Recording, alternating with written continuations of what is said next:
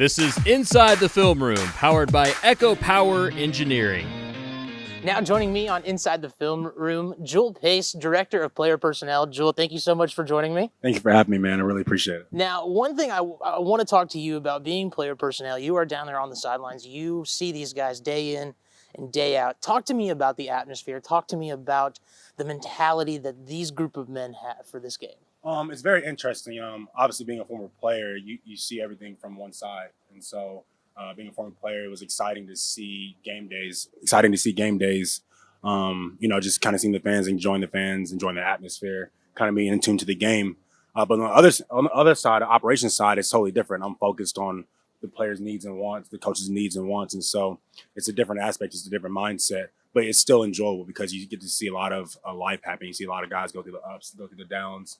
You see the excitement, you see the upset, and it's really cool to have that perspective. So, Jule, being Director of Player Personnel, what does your day-to-day look like? So I think the best part about my job is no day is the same. The sole purpose of my job is to take care of our guys. And so a guy could have some needs and wants one day that are completely opposite to another player. And mind you, there's 115 guys on this team. And I can't just say one player is more important than the other because everyone's important to me. So it goes from helping guys with housing, with money, with food, to helping guys getting their car getting towed from certain spots, to helping out with parking passes, to helping out pointing out where buildings are for classes. It's a lot of small things, but obviously they're important things because if they're not focused on football, they're focused on things that are outside of the classroom that kind of hinder them, and they can't put the effort they need to do in the football field or in the classroom or in the weight room. So I really take pride in my job helping to relieve a lot of that stress off of them. You talked about playing a little bit. You played from 2014 to 2017, most notably playing underneath Will Healy. Can you talk about the growth that you've seen the Austin Peay program have over the last 4 or 5 years? It's been a pretty interesting journey, to say the least. Not many people have got to experience that. So for me to be in the position to have played for Kirby Cannon 2014, 15, and then Healy 16 and 17, and then to work under Coach Scotty Walden right now, it's really a unique perspective to have. I know we had a lot of things. There are a lot of things here now that we didn't have, 4 or 5 years ago, and it's exciting to see the changes that are being made in order to better the situation that our guys are in. TSU coming into town, Yeah. A big game, OVC matchup, first of the season. Yeah. Can you tell me the emotions behind that? I mean, do you feel that the guys are becoming prepared for this week?